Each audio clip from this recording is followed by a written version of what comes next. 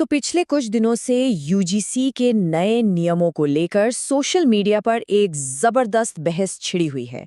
एक तरफ लोग कह रहे हैं कि ये तो जनरल कैटेगरी के साथ सरासर अन्याय है, तो दूसरी तरफ कुछ लोग इसे भेदभाव खत्म करने वाला एक क्रांतिकारी कदम बता रहे हैं।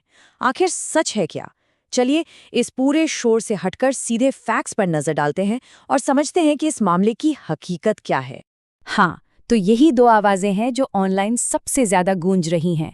एक में डर है और दूसरे में उम्मीद। पर क्या मामला वाकई इतना सीधा है? क्या ये इतना ब्लैक एंड व्हाइट है?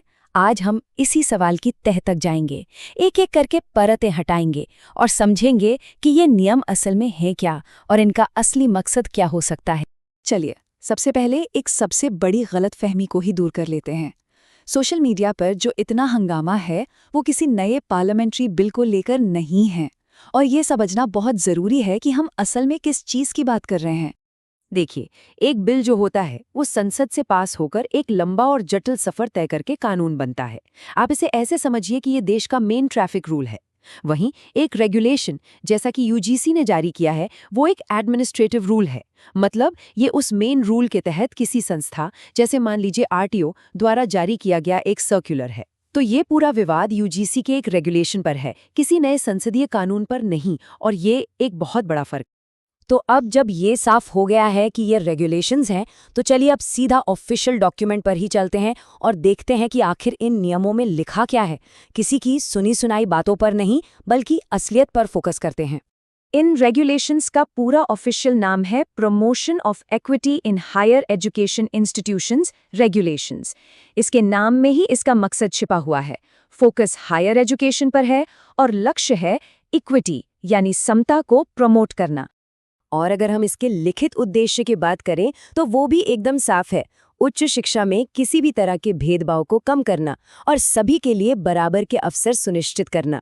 मतलब कागज पर तो इसका इरादा पूरी तरह से पॉजिटिव ही लगता है। ये नियम 3 बड़े एडमिनिस्ट्रेटिव बदलाव लाते हैं। पहला, हर संस्थान में एक इक्वल अपॉर्चुनिटी सेंटर यानी ईओसी बनाया जाएगा। दूसरा, शिकायत और समाधान का जो मौजूदा सिस्टम है उसे और ज़्यादा मजबूत किया जाएगा। और तीसरा, अगर कोई संस्थान इन नियमों का पालन नहीं करता है तो उस पर जुर्माना लग सकता है, यहाँ तक कि उसकी फंडिंग और मान्यता पर भी असर पड़ सकता है।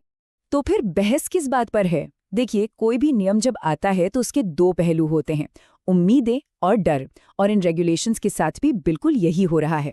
चलिए सिक्के के इन दोनों पहलुओं को जरा और करीब से समझते हैं। जो लोग इसका समर्थन कर रहे हैं उनका तर्क सीधा है। कैंपस में भेदभाव एक सच्चाई है और उसे रोकने के लिए एक मजबूत सिस्टम और संस्थानों की जवाबदेही बहुत जरूरी है। वहीं जो लोग इसकी आलोचना कर रहे हैं उनकी चिंताएं नियमों के लागू होने के तरीके को लेकर है। उन्हें डर है कि बिना मजबूत सेफगार्ड्स के इनका गलत इस्तेमाल हो सकता है और झूठी शिकायतों की बाढ़ आ सकती है। और यहीं पर इस पूरी बहस का सार छिपा है। लड़ाई इरादे को लेकर नहीं, बल्कि इसके इम्प्लीमेंटेशन को लेकर है। तो अगर हम इस समर्थन और विरोध की सतही बहस से थोड़ा और गहराई में जाएं, तो हमें इस टकराव की असली जड़ दिखाई देगी। ये लड़ाई सिर्फ इन नियमों के बारे में नहीं है, ये उससे कहीं ज्यादा गहरी है।